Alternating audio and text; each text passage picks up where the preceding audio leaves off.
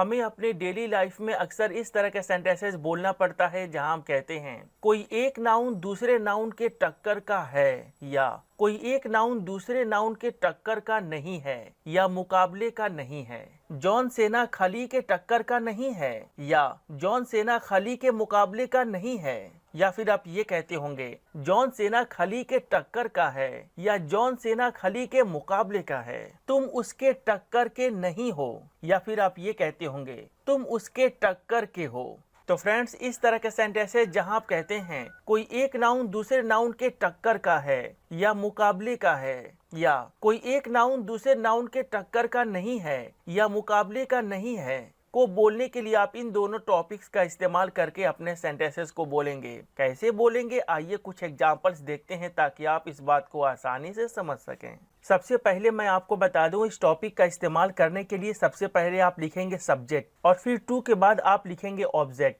यहाँ आपका सब्जेक्ट या ऑब्जेक्ट लिविंग या नॉन लिविंग हो सकता है, यानी इस टॉपिक का इस्तेमाल लिविंग और नॉन लिविंग दोनों के साथ किया जाता है। जैसे मान लीजिए अगर आपको कहना हो तुम उसके टक्कर के नहीं हो या तुम उसके मुकाबले के नहीं हो, तो इस सेंटेंस के लिए आप कहेंगे you can't hold a candle to him, यानी तुम उसके टक्कर के नहीं हो या तुम उसके मुकाबले के नहीं हो। यहाँ सबसे पहले मैंने लिखा सब्जेक्ट जो है यू, और फिर मैंने कहा can't hold a candle to, उसके बाद मैंने बोला हिम। अगर आपको कहना हो यह मोबाइल पुराने मोबाइल के टक्कर का नहीं है या पुराने मोबाइल के मुकाबले का नहीं है, तो इस सेंटेंस के लिए आप कहेंगे this mobile can't hold a candle to old one, यानी यह मोबाइल पुराने मोबाइल के टक्कर का नहीं है। अगर आपको कहना हो जॉन सेना खली के मुकाबले का नहीं है, तो इस सेंटेंस के लिए आप कहेंगे John Cena can't hold a candle to Khali, यानी जॉन सेना खली के टक्कर का नहीं है या खली के मुकाबले का नहीं है।